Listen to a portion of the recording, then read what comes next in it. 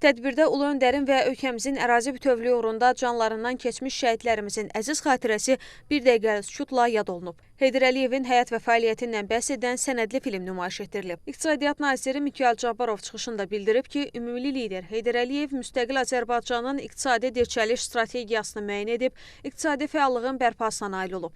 Həyata keçirilən islahatlar nəticəsində makroiqtisadi sabitlik təmin olunub, sahibkarlığın inkişafı üçün hüquqi baza formalaşdırılıb, iqtisadi sahələr üzrə inkişaf baş verib, yeni sənaye sahələri yaradılıb. Qeyd olunub ki, Heydər Əliyevin inkişaf strategiyası müasir dövrdə Prezident İlham Əliyev tərəfindən yeni uğurlarla davam etdirilir. Azərbaycanın iqtisadi gücü və beynəlxalq nüfuzu daha da artıb. Ölkəmiz dünyada önəmli layihələrin təşəbbüsçüsünə, regionun inkişafına və Avropanın enerji təhlükəsizliyinə töhfə verən qüdrətli dövlətə çevrilib. Ulu Öndərin ölkəmizdə insan kapitalının inkişafı istiqamətində strateji yanaşması da bugün uğurla tətbiq olunur.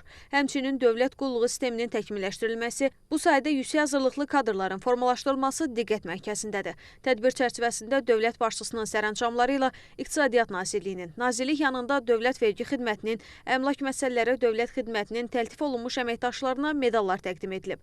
Tədbirdə xidmətində fərqlənən əməkdaşların təltif edilməsinə görə Nazirliyin kollektivi adından ölkə rəhbərliyinə minnətdarlıq ifadə edilib.